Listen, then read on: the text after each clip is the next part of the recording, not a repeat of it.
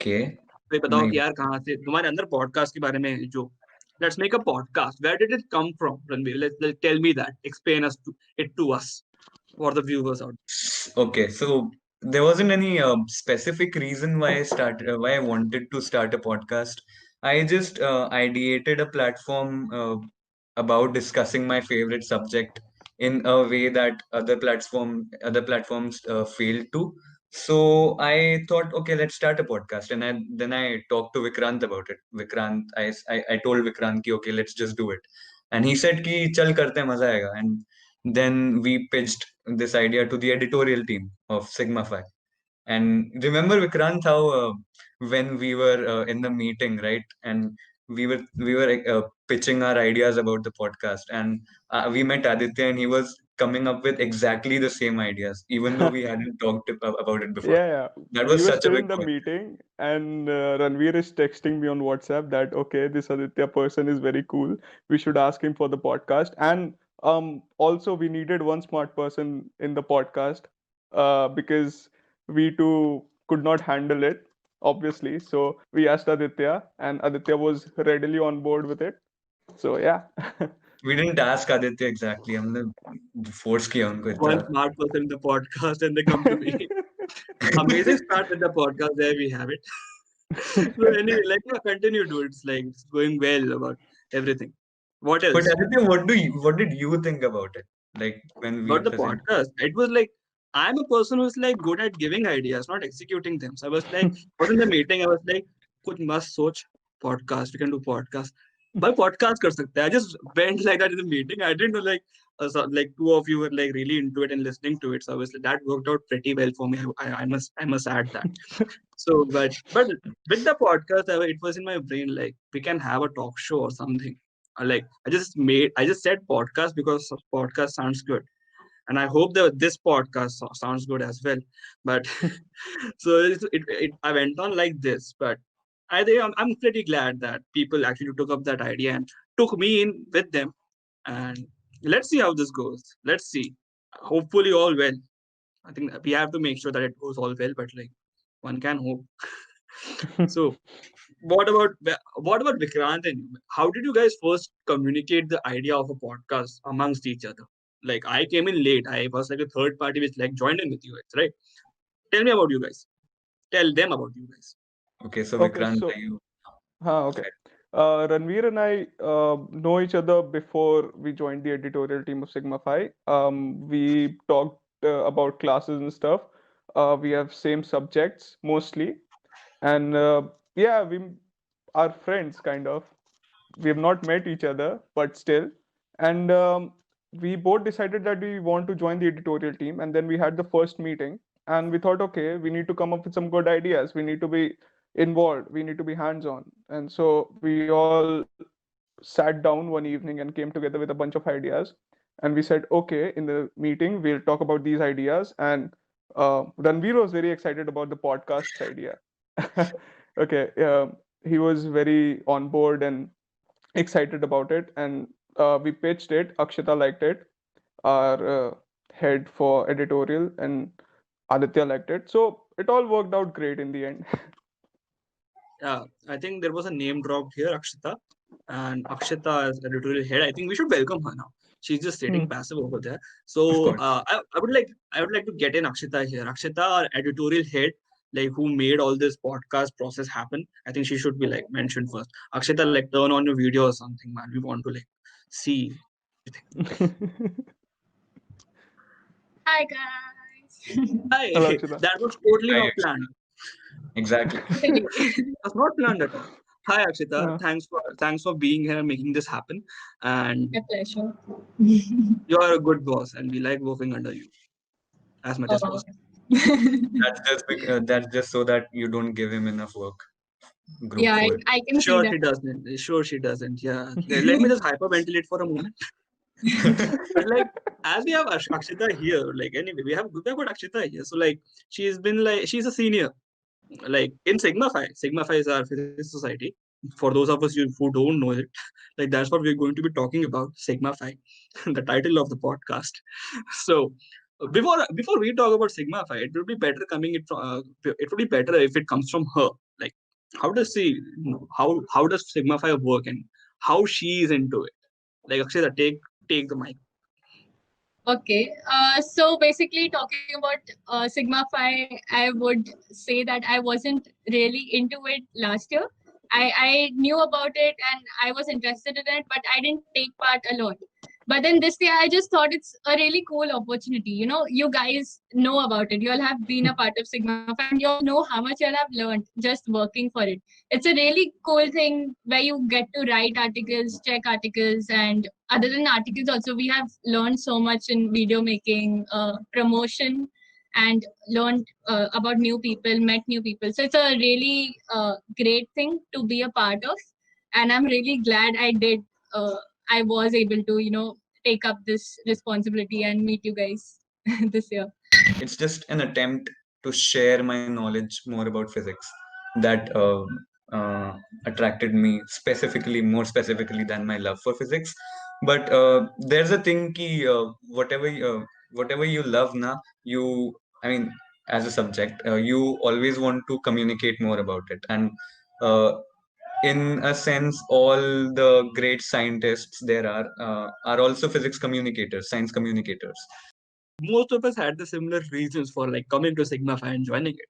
Like we all like physics, we all loved physics, and we all were like intrigued by it. And Sigma Phi was like is an organization which currently I wouldn't say supports or like it celebrates that.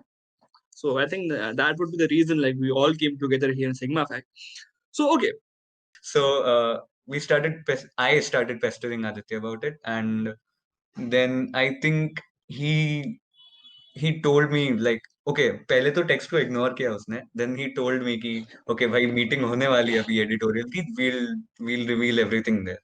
And Ashish, our subhead, also told us ki, Ranveer, there's a good news for you, but let's just keep it a surprise. And then it's about the podcast. So I was like, okay, let me just sit here and hype up and do not show any hyping up. So that meeting happened eventually, and we got approved by the core, and I was very excited. And even the name, okay, let me tell you, then even the name of the podcast is a bit philosophically deep. So we'll get back to that later. Anyway, so yeah, so that's what it's all about, and the final result is right in front of you. So, ladies and gentlemen, welcome to Sentient. Music. cue drum roll, cue music. Exactly. Okay, so I'm Ranveer Kapoor. I just joined this year, so I'm in FYBSC, and yeah, I'm Ranveer Kapoor. Uh, that's all about it, I guess. Hey, Ranveer Kapoor is an actor, right? Yeah. Exactly. Yeah. No. I Or was is it named Ranveer before Singh? both.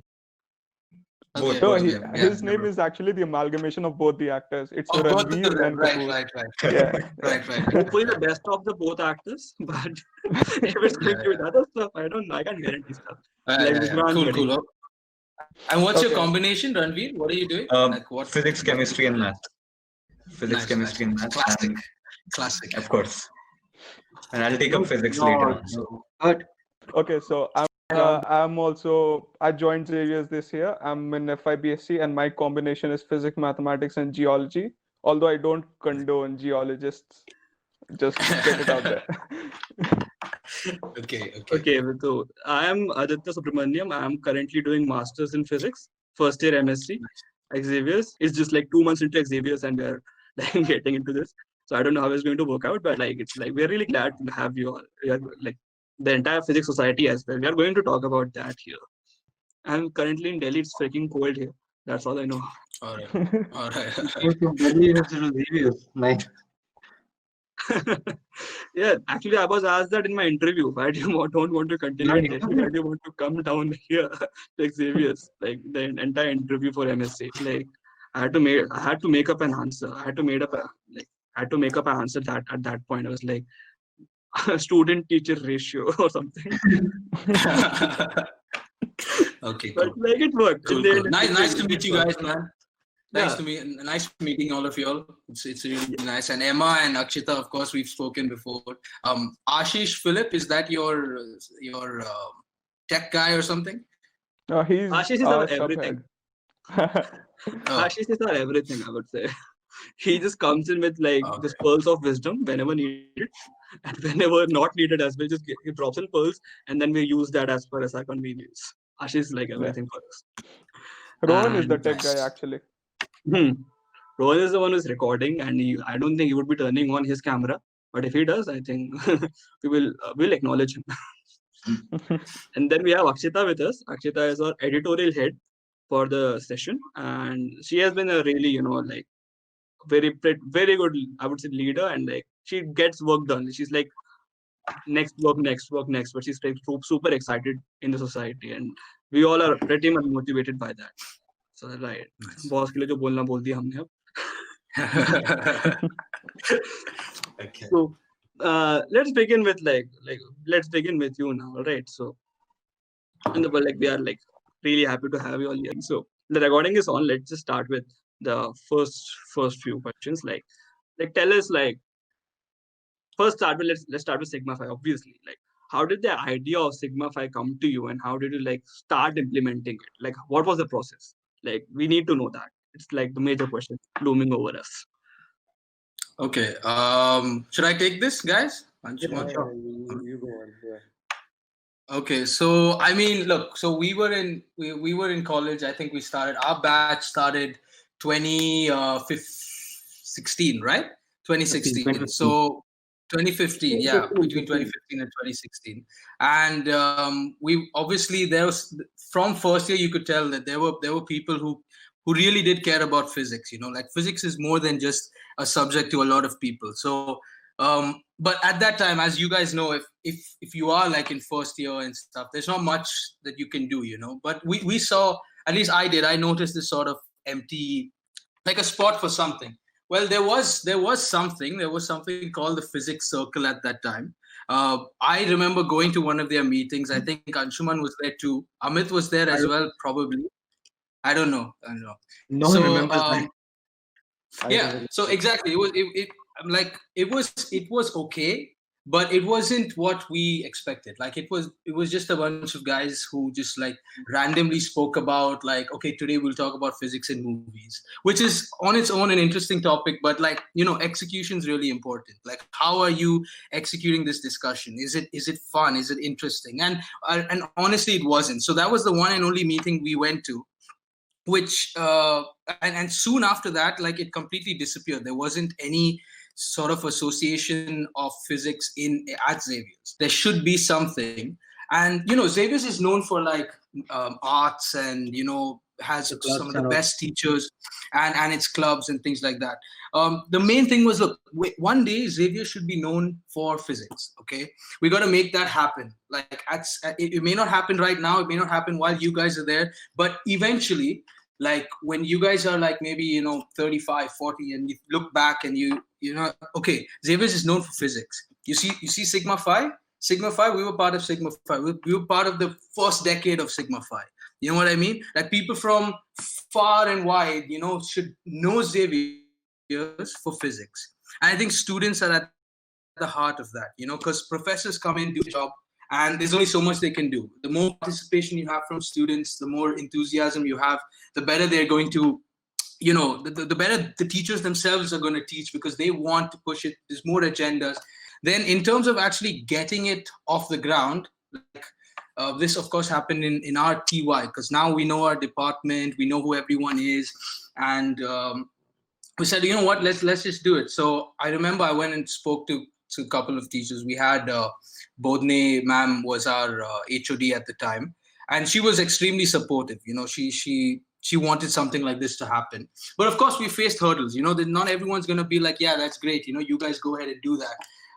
Like, I don't want to name any names, but of course there were people who were like, no, okay, this shouldn't happen, because I remember the exact Because yeah, words were something. it will Yeah, Anshuman, go. because it will hamper academics, and Yeah, they gave yeah. some valid points which we couldn't counter at No, that no, time. yeah. As It in wasn't. It sound wasn't valid. really. It sound as in Yeah. So we went. Regardless, we went ahead with it. Spoke to the principal, because we wanted to initiate, like it's not a continuation or a revival of the physics circle. It was a brand new thing, didn't exist. We wanted to make it kind of of course official, because before that it was more like, okay, we're just talking about it. We wanted officially, the college needs to know who we are, and we should have like everyone knows that this is another official society or establishment within the college, right? So we went and did that. So the people who had reservations, their reservations didn't matter anymore, because we got approval from not only the HOD but from the principal, and they were happy to accommodate. And yeah, and we went ahead, and that's one of the main things. Even when we spoke, when we were interviewing for the next group of leaders, and even with the current Sigma Phi team, the main thing was like, look, we don't want everyone to just sit around and wait for someone to approve something.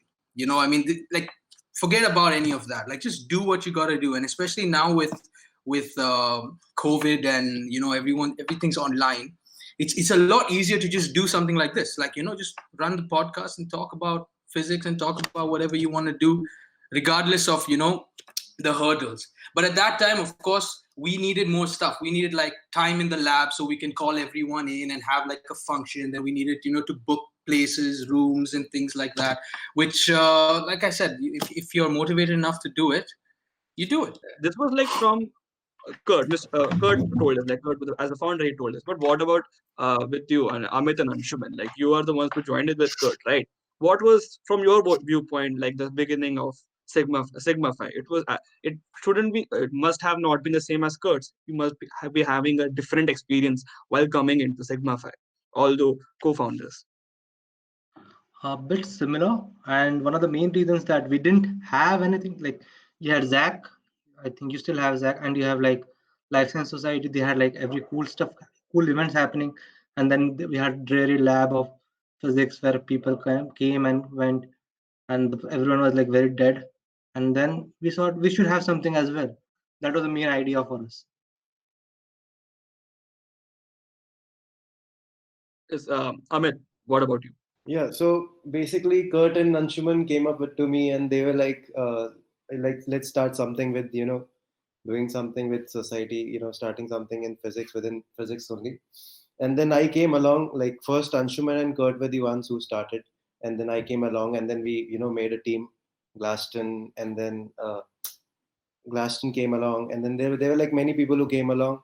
I was just a part of it in terms of, management, designing, and rest everything. Yeah. It was Kurt's vision, basically. I just came along, yeah. No, I mean, it was everyone. Like, the initial idea, maybe, but we spoke a lot, and they were instrumental. Like, these two guys, like they actually did a lot of the grunt work, like actually going and getting things done. Yeah. I still remember with the magazine and stuff. Like, they actually did the work required, and went around, check for rates, getting things in. So yeah, all three of us were like, especially these two guys, Okay, Kurt and Amit and Najman, I want to ask, how did you get the word spread around the college, around students, that, okay, this is starting, and how hard was it to get students on board with this society? Because it was a new thing back then, right? Yeah. So the thing is, getting the word out wasn't that difficult, in the sense that once we created the society and created the logo and created the name and all of that stuff, of course that's just the superficial stuff. What the society does was, initially we didn't have a lot of people who actually knew that they liked physics. Like, I know that's the case with a lot of people. They've been trained, like, from school and stuff, like physics is this dry, boring bunch of equations, like, you take out the nature part of natural physics, like, it's just become mundane and boring. So a lot of people who actually like physics, and I'm sure you guys know, like, most people are like curious about stuff. If you go out and you explain something to someone in a nice way, they're gonna actually find that interesting, and that's really at the heart of what physics is. So we needed to communicate that somehow. Okay, so what we did is, once all of this was set, we went to the class, like the classes, first year classes, second year classes, all of them, and we just said, look, this is a brand new society. We'd like you all to come and experience what what we do.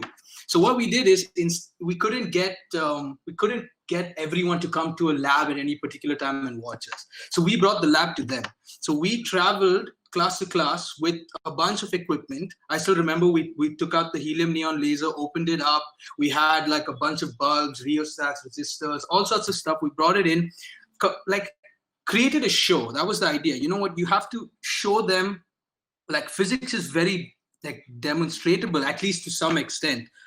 Like you can show people, you can talk about quantum mechanics, and you can talk about different energy states, and you can talk about metastable states and stuff, and then you can talk about that and also show them a laser and show them that it takes a few seconds for the laser to first of all heat up, and then a few more seconds for the light to come on, and then suddenly all of that stuff makes sense, complete avalanche, things like that. And they were watching it, and you could see the the glisten in their eyes, that people were interested in it.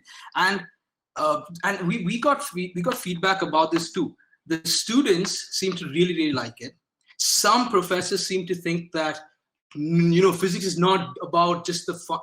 I get that. It's not about just demonstrating stuff, but if you watch like lectures of Walter Lewin and people from MIT and SAT, like you can see why people would gravitate towards this subject. I mean, we don't need to convince people, but in some way you have to let them know that there is this side of it and you can do it. And I remember all we did was we took a bunch of gratings and gave it across to everyone, and we were like, okay, you know what?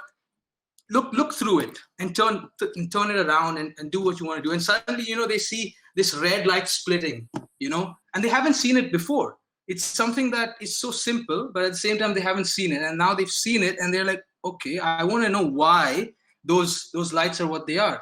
Or a hydrogen tube, and show them what hydrogen light looks like, and now explain the spectrum. So now when they look in through that spectroscope, they can see, like spectrometer, I mean, they can see, oh, okay, this is the H alpha, beta, whatever. Like it's more than just some numbers, and it's more than just like, we showed it to them, and that's it. That's all it took for people to get interested in physics. And they were like, okay, cool. And we started doing, most of it was demonstrative. So whatever we were like, we had so many ideas, but there wasn't enough time, because this was towards the end of our batch, we were leaving. And there was one thing that we wanted to do, which I want you guys, the new like team, to do something. Like once college starts, we were going to have a whole concert, like a music concert, and discuss and explain what exactly is going on when, okay, what does this amplifier do? While I'm playing something, you can, people are thinking, okay, so that's just tiny little electrons. They're going to go in through this box, and it's a box that has some sort of electronics. And then, oh, okay, I can increase the current, or I can increase the voltage, I can amplify it, and that kind of drives a magnet that pushes out air that's also going to move in the pattern in which I'm playing, and that vibrates in your eardrum, and now you can hear it.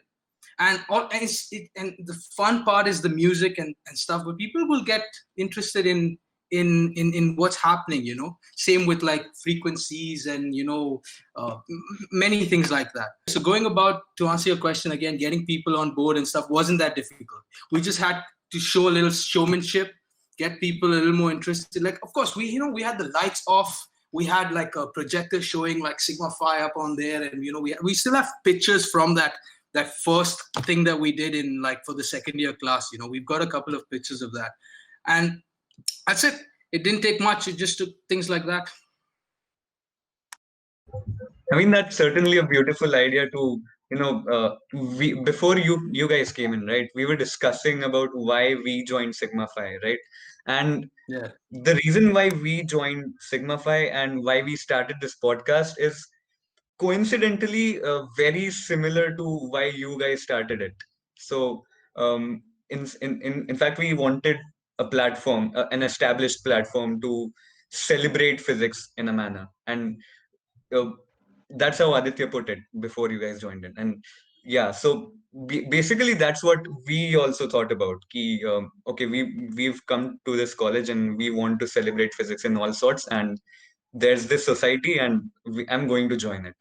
No, I was just gonna say, yeah, and I was just gonna say that, the stuff that you guys are doing, like this podcast and everything else, like I'm sure we're gonna get into that in a moment here. But like all of the stuff y'all are doing is just it brings back the one main vision that we had, and it's great to see you guys doing what.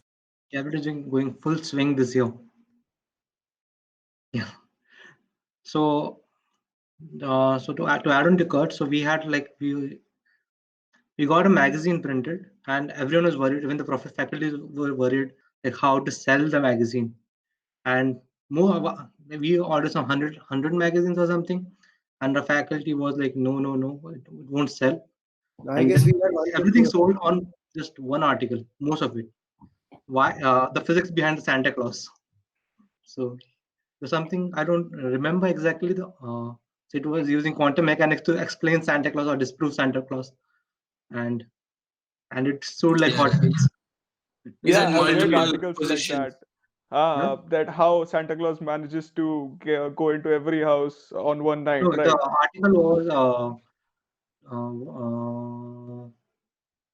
something similar. Why disproving No, I Santa think does existence Santa physically? exist or no? Yeah. Yes, does Santa exist or not by using physics? And everyone was curious, and everyone bought it. I think we had a budget issue while printing the magazine, right? Yeah, that's all. Because the faculty wasn't ready to give the money because they were like it won't We sell. had to put our We had own to, money Oh yeah. get it Yeah, yeah, printed. yeah. I actually there's an interesting story to that. Like the faculty, they said, okay, we can only give you a certain amount of money. Initially, this is what they said. So I was like, okay, you know what? Look, we want the magazine to happen, whether we get funding or not. Okay, we want it to happen because it's kind of like at the end of what all we've done. At least there's something to show for it. Okay, so what I told her is like I have this email. I said whether or not we receive funding, we're going to go ahead with this and we are going to pay for it ourselves. We're going to split it amongst the people who want the magazine, which at that time was already at least 50 something people, because all of the Sigma Phi people who worked on it, everybody wanted. So we said, you know what, we'll just all contribute, make it a zero, like a fair game sum that you can, at the end of the day, we don't make any money, we don't lose any money. We pay for our magazines on our own, and of course it would be a little more expensive. And seeing that, like HOD said, you know what, no, you know what, we're going to pay for it, because if you guys are as enthusiastic for it to pay for it yourselves, and it doesn't matter. And they paid for it. They actually paid for the entire thing. In fact, they paid a little bit more for even some magazines for the department to keep.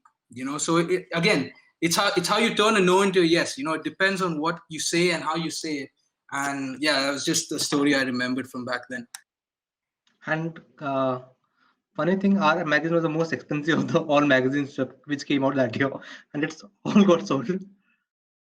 And it was very because it looked cool, bro. yeah. We made it look cool. You know what I mean? Like the material and how big it was and all of that. The Like we glossy cared about it. pages, illustrations, and everything. Yeah. And I think the It was a cover hand was painted like, illustration. yeah, it was hand painted, and then Amit did some like psychedelic stuff on it to make it a little more mindful, and it was really cool. And that's why it was a little expensive, but we didn't care. We're like, look, we're gonna do it nicely. Don't like make, like, we can just, if you want to save money, just print it on your printer and give it to people as like a little document, like, come on. I think we had a competition or something like for the logo, right? For the magazine cover. Yeah, Like yeah, we we did. That's a brilliant way of advertising. It's like he and almost then did the entire Shark Tank thingy with the teachers as well, I feel like. And Yeah. I'm also interested on the Oh article, yeah, by the yeah. way. I'm interested in the article that does Santa exist or not. Coming from Xavier's college, if you disprove the existence of Santa in your first magazine itself, that must have been like amazing, if not, for the lack of a better word, must be amazing. Okay, so I wanted to ask you guys, like, how are you as students of St. Xavier's? So were you the reserved type or were you more social? I mean, are there any anecdotes about that? I think we should all answer each other's question. So I'll tell you what Anshuman was like, okay, or I'll tell you what Amit's like actually, okay.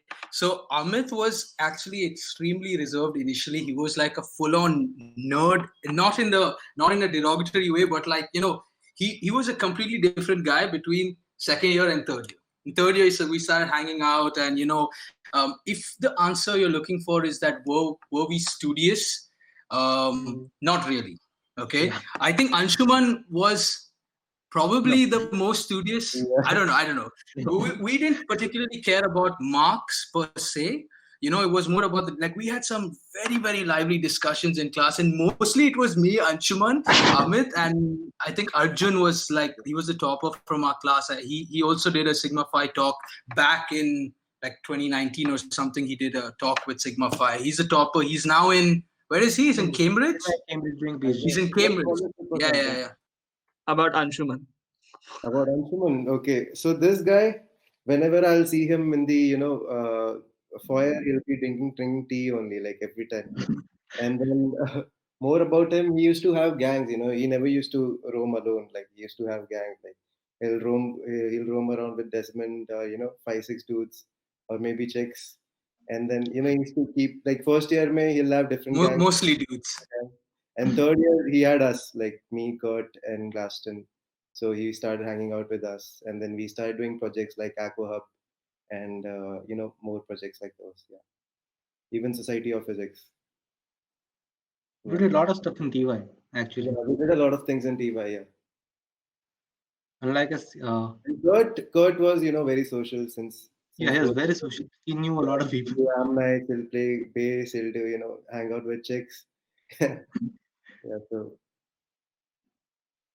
We will need to know more about the latter part in a moment. But coming to Anshuman, Ha, Kurt, please. Some tips for us later. We'll talk about it. Okay. Yeah, no worries, bro. Anytime, anytime. I mean, you don't expect that from a physics student, do you? I mean, look at us. No, no, Look no. at But Vikrant. listen, that's the point. You gotta change that narrative, bro. Like, who says so? Who says actually? What I would say is that the social thing has kind of changed in the sense that the smart people, girls and guys, are actually who are sought after. I mean, like if I'm talking to a girl and she's talking to me about like quantum entanglement, that's way, way more impressive than like, you get what I'm saying, and I think it works the And one same of the way. reasons Like, why Big Bang Theory is popular. yeah, also, exactly. Yeah. also. Like, quantum entanglement. I'd like to entangle with you then. Anyway. I mean, I would definitely like to date a girl who would, who would talk to me about philosophy and physics. I But mean, would she like to date you, Ranveer, buddy? I talk about philosophy and physics. That was a bad underfalling. But like We're coming to putting this up on Anshuman, YouTube. Sorry? Oh yeah. So Amit, in first year he was like, I didn't know who he was. In second year, I think Amit didn't know who I was. And in second year, no, I knew I knew Kurt. you. Like you came in second sem, I guess. You were not there in first sem. You were Yeah, I sick joined late. outside. So Yeah. in second year, me and Kurt did a what do you call it? The exhibition together, and and even the professor were very Yeah, impressed. yeah. And What did we do exactly? the laser oscilloscope, Oh, right. with Yeah, that and then fiasco. These guys, they used to tell Veda ma'am that they're going to TIFR doing some experiments over there. Hey, Amit, shut up, shut up, shut up. No. this is going on YouTube. You're not editing that. Even if you request us to. Sorry. No, listen. Impropriety. Amit, please tell us about the TIFR incident. that's not me. That's not me. So we all became close in TY. Actually, we all came together, got to know each other. Actually, hung out on the idea of the society. That's why we all became close. Otherwise, we were like in different settings and different groups. Yeah, correct. But that actually happens, naturally. Like once you get to TY, you're just in your own department, and everyone who's there with you, you're like in the same exact. Arjun for 2 years he was not so close, but then in third year he was like he used to teach us. He was like, guys, I'm teaching. Come on, you can join my class and all. Yeah, like that. Also coming to Veda ma'am again. Veda ma'am is about to retire in like 4 months. So like you can Yeah, like both of them is about to retire, right? even Bodhini ma'am is about to retire. But like this can be a separate discussion afterwards. But it's like us three, like Ranveer, Vikrant, and I, like I personally have studied with Vedana for like just 2 months. I came into Xavier's in November 2020. It's just been 2 months, and it already feels like someone like that cares about you is teaching me. Right. So that's the experience I had with Veda ma'am. What about you guys? Like other faculties or something? Just going a little off tangent here, just for a moment. I Actually, yeah. Before I forget, this has to be mentioned. Rohan sir was instrumental in Sigma Phi, like beyond Even now. beyond what anyone would do. Like that has to be mentioned, and you guys have to know that. Sigma Phi has to know that. Like this guy, he like I'm like I talked to him on WhatsApp like till now. You know what I mean? Like he was really cool with us, and it was him actually pushing our agenda when they had their meetings. You know, all the time, because everyone was against the idea. I mean, not everyone, but there was a time in which majority was like against this idea. I wouldn't say So against, he they were really, hesitant. So yeah, not against it, but like, oh no, what will happen with this and that, and Rohan was like, no, these guys are capable, they can do it, and and he was instrumental in making this. Even now, like uh, this year, Sigma Phi, okay, like when the new heads and all came in, like he was who we were talking to. Most of the time I was talking to him because college wasn't on, and for whatever reason things weren't moving. So we wanted it like, come on, like things die if you don't give it enough attention. And we did so much work, we couldn't let it die. So I spoke to him and spoke to Lena ma'am also, and they were like really really helpful. But him more than anybody, like instrumental for Sigma Phi. And yeah, so before I forget, I wanted to tell you guys that. Shout out to Rohan sir, therefore. Shout out to Rohan sir. Okay, Okay, so so talking about what you guys are doing right now, I would like to ask Amit. He has two startups right now, right? Yeah. LaborCore and CBH India. Why don't you talk about both the startups? So CBH India, so there's another guy who was with us in physics, Glaston. So me and him, so after graduating from physics, I was like, I think I should start something. Physics is something I can do in my 40s or 50s, PhD and MSc. There's something I need, when I'll be chilling, I can think about the universe or, quantum mechanics, anything, when I'm retired. So me and Glaston, I told him, I remember we were sitting in sunlight and I told him, bro, I think I should start something, in business. And there was another guy with us in DIP, and he was carrying this hemp bag, okay, made out of hemp. And we were like, dude, what is this? And I didn't know anything about cannabis. I guess Kurt was the first guy, who introduced me to cannabis. And to be very honest. And so then I was like, he was like, bro, there's some new market coming up in terms of, hemp, making hemp fabric and all. So me and Glaston, started figuring out where to get hemp fabric. And then there was one guy in India who was manufacturing hemp fabric. Back then, there were like there were few companies who were dealing with hemp. Right now, there are like plenty of companies. Then we started with the fashion, making designs and everything. And then we turned out to become a marketplace. And now we are a media company wherein we are doing podcast and, giving information to people. So the real reason why we have started CBH India, before it was Taoism Act, now it's CBH India. So the reason we started CBH India is because we need to capture the market in India. So as fast as we can capture the market in India is better for us, because as when it gets legalized, we are the ones who have captured the market in India, right? And we can be the marketplace where we can, there are customers who are coming to our website. We can sell them whatever we want because they trust us, right? So that is the reason we started CBH India, in order to build trust in cannabis industry, at least in India. Then LiberCore was something that came along. My dad bought a space where he asked me whatever I can do, So we started with a gift shop, and then behind that we started with dance classes, coaching institute, and just everything. So now it's just following up. Dance classes have started. Coaching is, on the verge to start. Yeah, that's it. One follow-up question. You said that you're thinking of doing your master's and PhD in your late 40s and 50s. Now, that is a Right. very bold move and unconventional move. So, how did you think of that? How did you come up with that? Well, because I don't want to, waste my entire life doing physics only, just exploring more things. And maybe physics is something that I can do when I have nothing to do. You know, back then, by then, there'll be new technology that I can invest in, do something about it. Yeah, so This live is a life a definitely, bit. Yeah.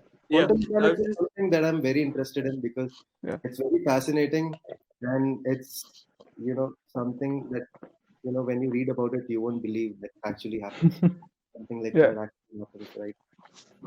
So I'll be doing MSc and PhD, to be very honest, if I'm doing it.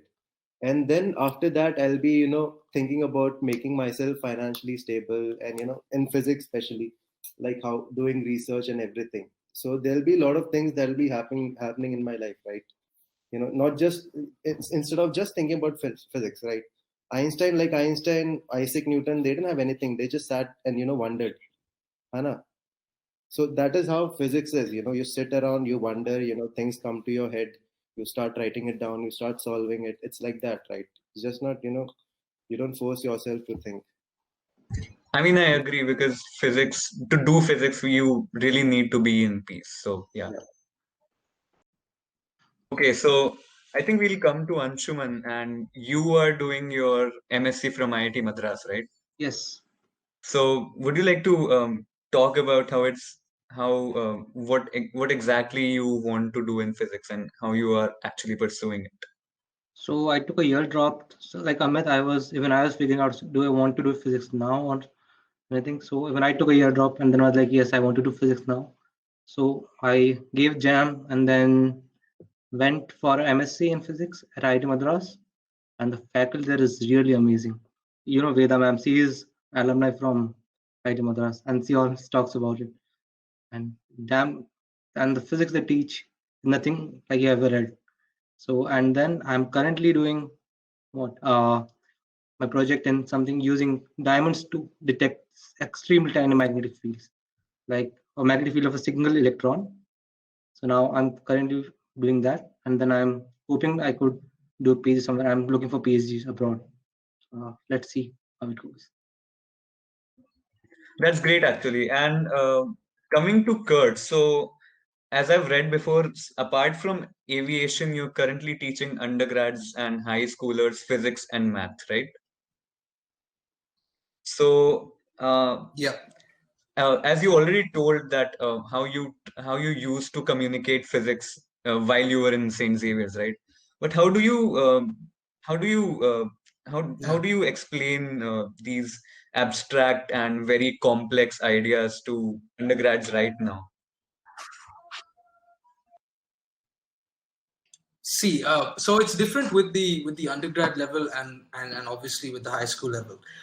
The thing that with the undergrads, there's a little bit more of abstract math, right? So there are ways in which you can make that abstract math not so abstract if you kind of push it towards an example that wherein it happens in the real world, and this mathematical formulation works to explain this process in the real world. And what does that? Physics does that. It uses abstract mathematical concepts to explain real world phenomena, and it's really not that difficult to show that. Like, if you're talking about something like linear algebra, and you need to know linear algebra to do many things in physics. First, give students an understanding of what linear algebra actually does. What does it do? What does it mean? A matrix can be just a matrix, but it can also be a transformation of like a vector space, right? So you can explain to them, like, if I got this vector, it's a force, for example, and I want to move this somewhere else, I can use a transformation matrix to do it, and it will take each element of this thing and move it there. So linear algebra, abstract. Moving a force, not so abstract. You know what I mean? Making the bridge in between those two things. Also, if you're trying to teach someone like eigenvectors and eigenfunctions, and you want to, like, if you mathematically do it, okay, fine. But also you can be like, look, when you do this entire transformation of your vector space, there'll be one such vector or more that won't move. It'll only scale, and if you can find what that vector is, that's your eigenvector. So if I'm going to do a simple like stretching, it's going to move, everything's going to move in different positions and move with different variations, but the one line that you're actually pulling, that remains in that same line, and it only gets bigger, and that's your eigenvector. And boom, you've got an abstract concept like that. And then allow the students themselves to come up with their own analogies to work it out. Because once they get some sort of idea, they can then work it out in, like Hermitian physics, and, trying to figure out why I use these. Oh, okay, so that transformation does that. Okay, fine. That's why we're using it here. Okay, cool. Makes some sort of sense to me. And then with time, everyone comes up with their own way to kind of understand these things, but someone needs to prompt them a little bit. So, if you don't understand math or abstract math and like at all, this is very, very difficult to do. I mean, because you just have no idea what's happening. Like, what are all these integrals doing here? Why? You know what I mean? Like, you look at some of these textbooks, it's an exercise for the reader. What is? I have no idea what to exercise. You know what I mean? Like, so that's the job of someone who's teaching, really. And the thing is, come at it with the same enthusiasm that you had when you figured it out, because it is really that interesting, and people kind of, it's infectious, like enthusiasm for a certain thing. And if you know what you're talking about and they kind of understand it, it's infectious. They're going to be like, okay, I really like math all of a sudden. Like, I always hated math. Okay, I always hated math until I started doing physics. And when I started doing physics, I still hated math, but I respected it a lot, because I knew, like, okay, you know what, this is the only way I can really explain this, and I can work it out. And sometimes you get some miraculous answers. Yeah, I'm sure you guys have all derived something and just been like, stare at that board like, did that just really happen? When I remember that one example, like, if you're studying relativity and you want to know if an object is traveling at the speed of light, will it also be at the speed of light in all reference frames, for example? Yeah. You kind of do a little bit with that speed equation, and out pops the same speed, and you're like, why? Like, it's mathematically so nice, and it comes in a little bow. Even the like the entire graph, it squeezes into that one little thing, and you're like, okay, cool. So everything has to be at that speed if it's at that speed. So then that gives you the thing like, okay, so that means photons are always traveling at c, which means that the concept of time doesn't exist for them, which also means that they are everywhere in the universe at all times, because the universe is flattened in their reference frame. So the photons coming out of your screen right now are everywhere in the universe. And then that takes you down this rabbit hole, which only, you guys know, like, physics will do that to you sometimes. So yeah, just provoke thoughts. That's it. Just provoke thoughts. Physics will, like, I just want to die with a PhD. I don't want to, like before I die, I want to have a PhD in physics, so that, like, it's as far as I reached. But it's not something that I want to do right now, so that, so I work in a lab, or I work in industry, particularly in physics. Because, to be honest, unless you're doing something like great in academics, like, or you're a professor in one of the best colleges and you're making a lot of money, the rest, like, you do it mainly for the passion of doing it. It's not really for the money. And often you have to convince yourself that, like, physics is way more important. But Amit has something like it's an important thing to think about for all of the students, is that, think about what you actually want to do. Don't just get stuck in the rut of doing this because everyone else is doing it. At the same time, don't forget that your grades actually do count. This is something that if I went back to college, I would tell myself. Just a side note, even though in India PhD is not considered as a job, everywhere else a PhD is a proper job with a salary, with a good stipend and everything. Yeah. So it's a proper job description. Of course. Yeah, I'm not shitting all over the idea of getting a PhD. Okay, of course, and especially, and that's a good point, because in India, the way academics is very, very different from how it is abroad. Like, even when you for a master's program abroad, your GPA is only one part of it. Okay, but the percent of attention that's given to the other co-curricular activities and things that you've done, what have you, like, all of you all right now doing these kinds of things, they're going to count. They're going to count. Yeah. Each of these things is something that you add to your CV. So, like, everyone who's listening to this, eventually, that's what, like, make sure that you're getting things that you can put there in your academic CV. That's an important point, because a lot of my classmates right now are struggling because they have nothing on the CV. So that's a very important point. Yeah, it's very important, and it's hindsight. Hindsight's 2020. So like, you guys really need to like listen to this bit, which is one. Yes, your grades count. Especially now, you guys are doing online exams. Like, if you don't get a 4 GPA, then like, I mean, you know what I'm saying? Like, come on, Yeah, like yeah. try your best to get it to the highest bit, because even like if you want to go to somewhere like the United States to do your masters, right? You need a 4-year degree, which the BSc is not. But In India. if you get your degree in the first class division, that's above, I think, 3 point something GPA or 3 something, because Xavier's is NAAC accredited A or A star A or plus, something. yeah. Yeah, it's counted as a 4-year degree, which means that that's just the GPA that's determining whether or not you have an American 4-year degree or not. Because if you get 2.9, you don't have a 4-year degree. You have 3-year undergraduate study. You get 3. I mean, that's it. You can go and do your masters immediately, which is really something that people may want to do after Xavier's. And this shouldn't be the reason that, oh my God, okay, so I have to do another bachelor's, or I have to do some more. I should do a master's first in India and then go. So But it's you can just do another year of maths, right? If you're doing maths and physics till second year and you opt for physics in third year, you can do third year in maths, like it counts at. But counts. God is saying you don't have to do that. Yeah, you don't have to, right? My point is, you don't really have to stay 1 more year in college and do math. If you want to do a double major, of course, that's your choice. Major. But if you don't, and also not all college, like they don't allow this thing in all cases. I think Xavier's has stopped it. I'm not. So people should pay attention to that, especially the bachelor students. Like, just make sure you get a first class. Just if in case, one day you decide that, hey, I want to go abroad and places that require a 4-year degree, you've got a 4-year degree in 3 years. The gates are open. The gates are not closed for you. Yeah, you have the option to go there. Yeah. To convert this entire thing into a question, a whole bundle of questions asked to the three of you. Like, what do you feel about the physics scene in India right now? Like, more importantly, not the industry. I would say, related to like undergraduate, postgraduate, and the academia part. Like, what do you feel about the physics scene and the entire physics scene of India compared to the rest of the world?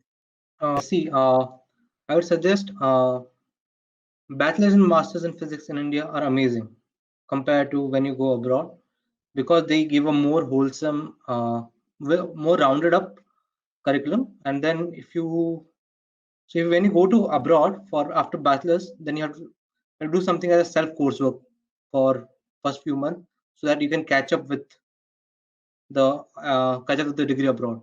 But in PhD, life is terrible in India. Mainly because it's not because of the faculty, not the professors. The professors are doing amazing work here. The research is amazing, but the more about the bureaucracy here. So you will not be able to finish in 5 years. So even though it states 4 to 5 years, it will take you around 6 to 7 or 8 years to do it. Do your complete PhD in India. India, like for experiments. So it is a bit sad unless you're really passionate about it. So I don't think so anyone will have patience to do it in India. Yeah. One more thing. Go ahead, Kurt. I was just gonna elaborate on what he said. Also abroad, there's a lot of, like, to get even in your master's program or PhD, like there are different ways in which you can get it. The least like popular thing is just by coursework. Like, so you know how they do it in India basically is a master's by coursework. You're gonna attend some classes, you're gonna write some exams, you're gonna get a master's degree, right? Like, correct me if I'm wrong, Anshuman. Yeah. Depending on the university, of course. Okay, so some universities in India which are known for physics will require things beyond just the coursework, but overall, mostly there's a lot of coursework. Whereas abroad, you actually have to choose, and in most places they don't have this by coursework thing. You really either do it by a research project or by a thesis, one of them. Okay, and there can be a very real case that you don't actually get your master's because either your thesis or your research thing is not up to the mark. So even that can take you longer. And especially getting a PhD abroad is you really have to be in it and actually be able to demonstrate that, look. It's just like US. You have a the US doesn't give a master's program, I guess. It's a master's. No, it doesn't give a plain PhD program. It's a master plus PhD program. That's why it's long. It's So all even integrated. ISers and all, it's a combined master's plus PhD. But in other universities, I'm not very sure because I've seen labs of other universities pretty terrible. So like half the stuffs are broken, half. I think True, true. if we You're right. compare You're it right. at a university level, I think the Xavier has a good lab. I haven't seen personally, but I am coming from Delhi University, and I was in some ways underwhelmed by the lab I had. Right, but I think that if a central university has that kind of a lab, I can like imagine other universities of India, except for the rich private ones, they must be pouring in money, and I have seen No, this the happening. prime. I think the private universities now, especially in STEM and all the technical aspect, are pouring in a lot of money in their labs and also the students, because again they get a lot of money from the students. But it just feels like they're trying to get a foothold in the, especially the engineering industry, engineering academia and industry, and they are getting equipped with nanotech labs or even high energy labs. At the same time, we have IITs like where I live, Indore, IIT Indore, which just opened an astronomy department and astrophysics department as well. And there are some other colleges as well, like I mean, I don't. Ashoka University is one of them that are cultivating minds which do not really care about the more materialistic and financial aspects of the jobs in academia or jobs in any other field related to physics, but I think they are producing people. I mean, they are cultivating cultures which are more towards passion in physics. So that's one point I would like to point out. Actually, since physics is not very popular right now in India, there are a lot of job opportunities that there are. If you see, the engineering is very popular in India, so there are a lot of engineering coming out every year, but there are not many jobs. Whereas there are like a lot of vacancies in ISRO and all the research industries. When I think ISR Trivandrum is running under faculties, as in it has understaffed. So because it's not very popular, you have like a lot of scope as of now. So that's a good thing One for of us. the reasons that pushed me to take BSc, not BTech, would be that everyone in my building was doing BTech, and I was never interested in engineering, but I was interested in physics. I think that's how most of us started with physics. I'm not speaking for Kurt here. Kurt had a very different introduction to BSc here. He had other motives, but I think the end goal was was kind of the Yeah. same, in the same league. So Yeah. that's pretty cool. And I just want to say something to everyone who's in BSc now, third year and stuff, who's thinking about going abroad, and their issue is probably that it's too expensive, and I just can't pay for it and things like that. The master's programs in places like Canada and a few other places are completely funded. Doesn't matter if you get into, if you are selected, you are paid based on your TA and RA, which is teaching assistants and research assistants, and and you get admission depending on how many of those spots are there. So if they need more, like there's more people who are going to get admitted into the master's program, and so it's effectively paying all of your tuition, and then there's a certain amount that goes towards your living costs and all of that stuff. So don't think like without actually researching that it's impossible, so I'm just going to apply to somewhere in India where it's cheap. That's not the case. And if you create a good resume, and by resume I don't actually mean the piece of paper resume, I mean like yourself, okay, and you can sell yourself as a very capable person who can pick up and learn whatever you throw at them, right? You will get that thing, because there's a lot of interviews that are associated with it, and they read your statement of purpose. They actually read it. Like, it's a really, really important thing abroad. I know in India it's not so much, and a lot of Indian students have a problem with writing that SOP, because they're like, how do I do it and whatever. So there are a lot of tips and tricks, and I'm sure Sigma Phi is going to hold something like this, because I am always available to help anybody from Sigma Phi and all of our alumni are like there to support, and so there are people who've already done it. You can look at sample SOPs, you can see what are the winning things that you say, because you don't say like, okay, I do things on time. You explain something you've done that shows the reader that, okay, this person can do something, right? And so you can get on this kind of funded thing, and a lot of people think, okay, so I have to get a scholarship, but that's not really how it works. Like, once you get admitted, you are getting funding, and it's not true for all places, but I know in Canada for a fact that's how it works in most of the universities. And if they don't have funding, you don't get admitted. So apply, go through the thing, apply. Application fees are like $100 or $120. I mean, I know but it's an application fee, I mean, give it a shot to as many universities that you think, okay. And you can talk to these professors who you may work under. Their emails are all available. You can ask them, are you looking for a research candidate? Are you looking for someone does your lab have any space and things like that? And they'll be back and forth, so then when your application goes to the admissions department, you already have some credibility. So people who are thinking about going abroad, it is possible. Like, even if you don't have that much money, it is possible. Like, you can do it. So I just wanted to mention that, and I hope Sigma Phi runs something for the TY bachelors, or maybe SY as well, so that people who do have these questions, they can one-to-one, they can do it. They can ask these kinds of questions and get answers. Yeah, actually, we have started a series where MSc students are coaching BSc students how they can approach and how they can apply ahead. So yeah, we are actually doing it. Coming to Amit, like you are currently having a startup and all, and you must be hiring people there, right? Obviously, you must be hiring people there. So what do you look for in the people you hire for your startup, or like the people who join you? What do you look for in them? So I've hired 2 people only right now. I've hired before, but then I've kicked them out, few of them. Like, especially for Lipicore, not for CBH India. CBH India is just 2 of us. So 2 guys who are working with me. One is she's like, she's from IT. She's working with me, and another is one guy who has a lot of experience.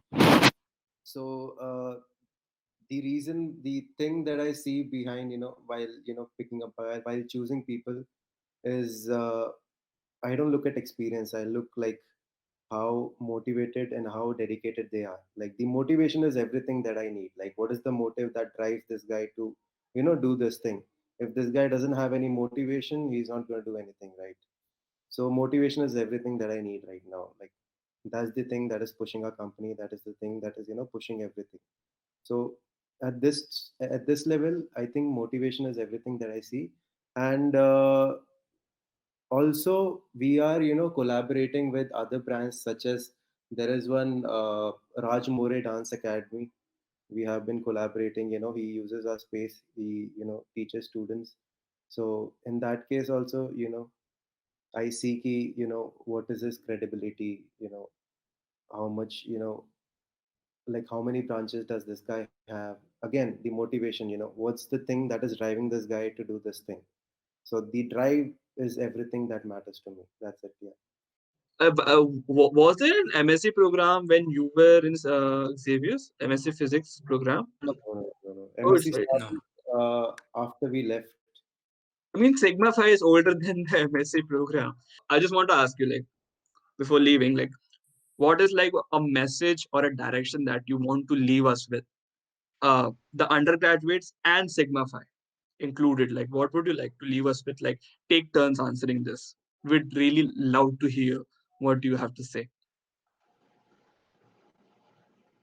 All I have to say is just carry on. Don't let the motivation die. Like, don't let the zeal, the fire die inside you. That's it. Whatever you're doing, you're gonna do great, right? That's it. So all I say is like do a lot of stuff. Sigma Phi is doing great stuff to keep that up and hope that it continues. And don't lose the passion in physics. That's the most important part. Yeah. Pretty much don't like they said.